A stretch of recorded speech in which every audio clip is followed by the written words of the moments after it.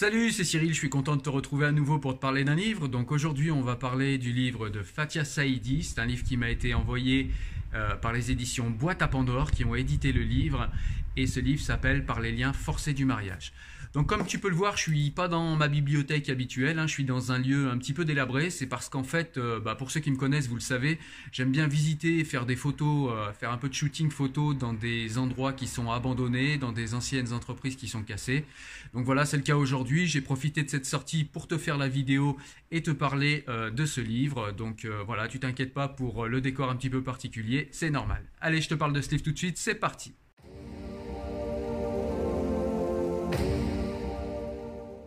Alors ce livre, eh bien, comme le titre l'indique, va nous parler des mariages forcés. Donc Fatia Saïdi va nous parler de l'histoire d'Amal. On a l'impression dans ce livre que Amal, eh bien, en fait, c'est Fatia Saïdi, mais on n'en est pas sûr. Voilà, il y a toujours le doute. Mais en tout cas, elle va nous parler de cette petite Amal, qui est une petite fille qui est née et puis qui a grandi pendant quelques années au Maghreb et puis qui a rejoint son papa en Belgique, puisque son papa avait immigré en Belgique pour le travail. Voilà. Donc elle est avec son papa et sa maman en Belgique, et donc ils viennent d'immigrer, et donc ils mettent leur petite fille dans une école privée, une école catholique. Et puis il s'avère que cette petite Amal, eh bien, c'est une petite fille qui aime bien apprendre, elle est extrêmement curieuse, elle n'est pas du tout gênée par la culture qui au premier abord paraît différente. Elle est plutôt au contraire assez curieuse de cette culture, de découvrir tout un tas de choses. Elle aime beaucoup lire, elle aime beaucoup les livres. Et cette petite fille, en fait, eh bien, elle respire la joie de vivre, elle respire la liberté, malgré une manière de vivre qui est bien particulière quand même, puisque quand elle rentre chez elle, il faut qu'elle fasse beaucoup de ménage. L'école n'est pas du tout la priorité. Enfin, les livres, c'est pas des choses qui sont extrêmement bienvenues à la maison. Autant à l'école, il n'y a pas de problème. Autant à la maison, voilà, c'est plus l'endroit pour faire le ménage. Sa mère lui apprend à devenir une parfaite épouse, une parfaite femme d'intérieur. Donc voilà. Donc cette petite Amal, eh bien, elle va grandir, les années vont passer, elle va avoir un parcours scolaire qui va être exemplaire et puis elle va se prendre à rêver de l'université. Mais voilà, il va se passer quelque chose, un élément perturbateur comme on dit. Donc pour poser les enjeux du livre, moi ce que je te propose, alors tu sais je le fais pas souvent, mais je te propose quand même de faire une citation du livre. Voilà, ça va poser un petit peu les problématiques du livre et puis ça va te faire part de de la problématique qui arrive et qui intervient dans la vie de cette petite Amal. Allez, c'est parti, je te rejoins tout de suite après la citation. Mes parents vivent dans la crainte de voir leur enfant s'aventurer trop loin, oublier leurs origines et leurs conditions. Mais cette angoisse parentale va-t-elle nous accompagner notre vie durant? Ce pays dans lequel nous vivons n'est pas le nôtre, certes, mais quel est le mien? Les souvenirs de l'Algérie natale dans laquelle nous ne nous rendons plus depuis l'expulsion de mes grands-parents en décembre 1975 se sont effacés. Quelles sont mes références? Quels sont mes repères? Combien de questions allons-nous encore nous poser pour savoir si nous allons vivre dans ce pays d'accueil? Et si nous y demeurons, pour combien de temps? Restera-t-il uniquement celui de notre accueil, alors que nous y avons passé une grande partie de notre vie et que mes frères y sont nés? Je n'en peux plus de ces incessantes questions qui planent au quotidien, qui nous reviennent en tant qu'enfants sous forme d'injonctions formulées ou induites dont nous ne comprenons pas le sens. À mes yeux, le plus important, c'est de vivre harmonieusement dans le lieu où l'on se trouve, lieu choisi ou imposé, aucune importance. Alors je fais contre mauvaise fortune bon cœur et j'adopte le lycée comme mon espace de liberté. Puisque je n'arrive pas à m'expliquer cet enfermement, dans le rôle de future mère au foyer qui ne sort pas de sa maison, et cette obligation de me mouvoir dans un cadre aussi étriqué. Nous ne pouvons prétendre à aucune activité, et sans autre possibilité de loisir, je continue à étudier et à me nourrir de littérature. Des germes de résistance commencent à naître en moi par la perception des inégalités qui me touchent et donc, par ricochet, touchent aussi d'autres femmes.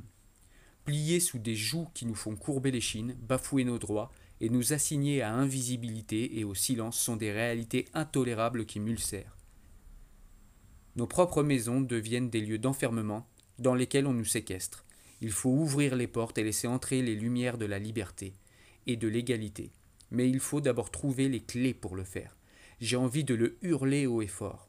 Je voudrais connaître les critères sur lesquels est basé le traitement dont nous bénéficions, porteur de tant de discrimination que son ventre en touche le sol. Un iceberg de questions est là, devant moi, mais je suis loin de me douter qu'il n'en est que la pointe. Voilà, donc comme tu l'as peut-être déjà compris, eh bien Amal, au lieu d'aller à l'université, va être obligé de se marier, puisque ses parents lui annoncent un petit peu comme voilà, ils lui annoncent comme ça, sans autre précaution. Elle prend ça comme un coup de bâton sur la tête. On lui annonce qu'elle va devoir se marier, qu'ils lui ont trouvé un bon parti. Ce bon parti s'appelle Amar, quelqu'un de travailleur, quelqu'un de très bien selon ses parents.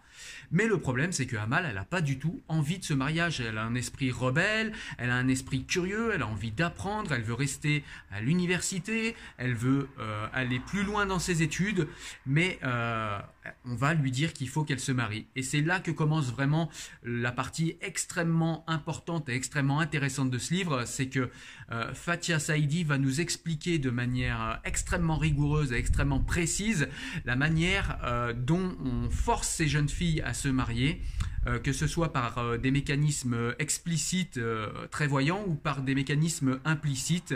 Voilà, comme mécanisme implicite, je vous donne un exemple, c'est qu'il faut obéir à ses parents, et si on obéit à ses parents tout le temps sans jamais rien discuter, eh bien on sera béni de Dieu, et si jamais on désobéit à ses parents, eh bien on risque d'être maudit. Et quand c'est répété, quand toutes ces choses-là sont répétées depuis qu'on est enfant, eh bien on finit par l'incorporer, et puis on finit par l'accepter, et puis ça finit par nous faire vaciller, même quand on a des convictions rationnelles très très fortes quand même. Et donc c'est tout ça que va nous raconter Fatia Saïdi. Elle va nous raconter comment sa mère, son père, ses voisins, sa famille élargie vont la forcer à se marier, vont la forcer à consentir à cette union à laquelle au tout début elle ne consent pas, elle la refuse, elle ne veut pas se marier. Mais on va voir à la lecture de ce livre qu'elle va être forcée de se marier, elle va être obligée, on va lui faire miroiter par exemple le fait que si elle se marie, elle pourra reprendre ses études. On verra après qu'elle ne va jamais reprendre ses études. En tout cas, pas tant qu'elle sera avec Amar, pas tant qu'elle sera avec son mari. On lui dit qu'elle arrivera à l'aimer plus tard et puis que l'amour, voilà, ça vient après. On se marie d'abord et puis on aime après. Elle constatera que cet amour n'arrivera jamais, qu'elle n'a pas de complicité avec cet homme qu'elle n'a de toute façon pas choisi. Donc on ne voit pas comment elle pourrait avoir de complicité avec ce cher Amar qui pourtant n'a pas que des défauts. Elle va avoir également deux filles, elle va rester quand même quelques années avec Amar. Elle va avoir deux filles qui vont, comme elle le dit elle-même, combler un petit peu ce désert affectif qui est le sien, puisqu'elle n'a absolument aucun amour pour Amar.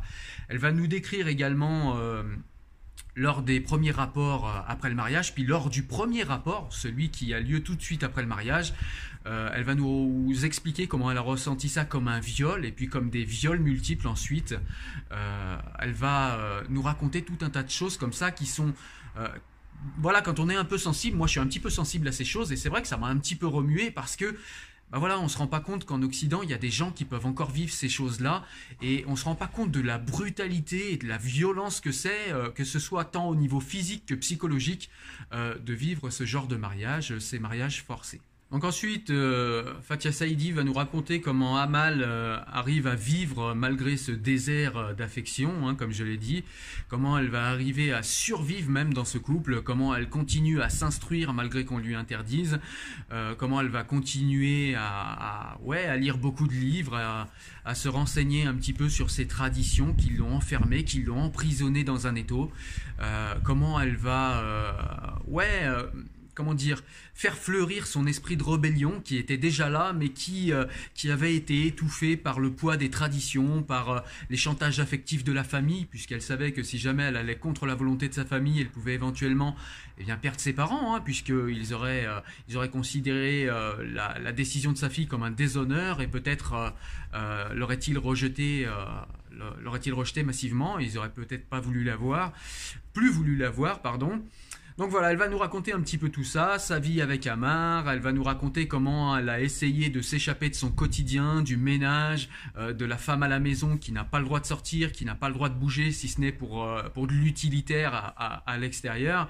Voilà, donc elle va nous raconter tout ça, et puis elle va nous raconter aussi comment petit à petit, elle va se désincarcérer de ses traditions, se désincarcérer de ce mariage dans lequel elle s'est laissée enfermer, et on va assister en fait à une reprise en main par Amal de sa propre vie, de sa propre existence, qu'elle avait abandonnée aux traditions, à la volonté de ses parents, et puis au mariage avec Ammar. Donc pareil, elle va nous raconter ça avec la même précision que la précision dont je vous ai parlé tout à l'heure quant aux mécanismes qui ont fait qu'elle s'est sentie obligée, forcée d'accepter cette union avec un homme qu'elle n'aimait pas, et qu'elle n'a jamais aimé d'ailleurs.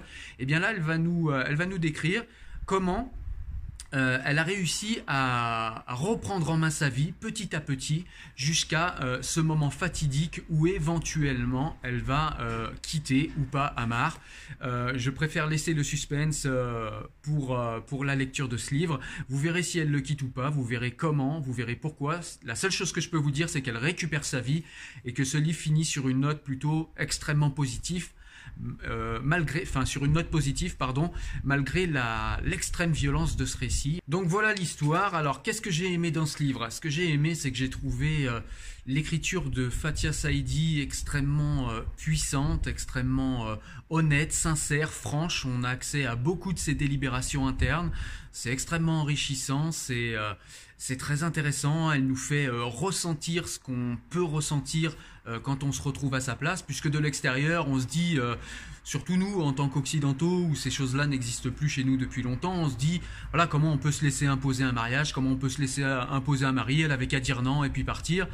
Et ben en fait, elle arrive à nous faire comprendre et elle arrive à nous faire ressentir pourquoi, en fait, c'est pas aussi simple et pourquoi dans certaines cultures, en fait, ça existe encore et comment on peut se laisser prendre et comment n'importe qui à sa place aurait pu se laisser prendre. Il y a aussi le chapitre où elle nous raconte son mariage. Voilà, donc je vais pas revenir sur l'histoire puisque je te l'ai déjà raconté, mais en tout cas, elle nous parle précisément du jour de son mariage jusqu'au moment où elle doit avoir le premier rapport avec Ammar et puis elle doit montrer sa chemise de nuit entachée de sang pour la montrer à la famille et puis pour montrer à la famille que c'est une famille honorable puisque le sang de cette femme, de leur fille, est le symbole de l'honneur d'une famille. Et donc elle raconte la violence de tout ça. Alors voilà, moi j'avais les larmes aux yeux au moment où j'ai lu ça, c'est vraiment quelque chose qui m'a touché. Donc voilà, c'est quand même très intéressant à lire. Je le mets dans les choses que j'aime bien parce que c'est quand même intéressant. Parfois il faut savoir se choquer pour se rendre compte de la réalité des choses et éventuellement après derrière faire ce qu'il faut faire et s'engager peut-être pour que ces choses-là cessent. Et c'est pour ça que j'ai trouvé ça extrêmement positif. Malgré tout, c'est quand même raconté avec beaucoup de pudeur, mais voilà, on a accès aux sentiments, on a accès aux émotions de cette femme qui est soumise à ce mariage forcé et ça fait très très mal au cœur, mais je pense que c'est une lecture quand même intéressante et importante.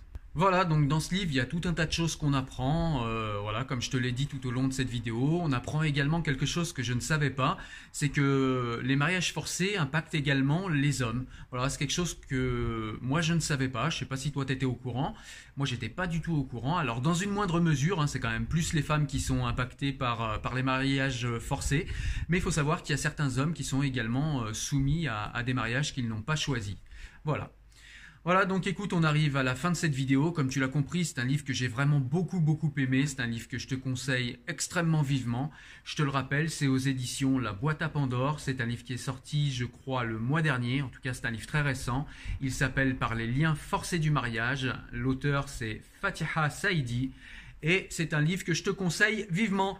Voilà, quant à moi, je te dis à très bientôt sur la chaîne YouTube, sur les réseaux sociaux et également sur le site Enfants du siècle. Voilà, je te dis à très bientôt pour une nouvelle vidéo. Ciao, salut!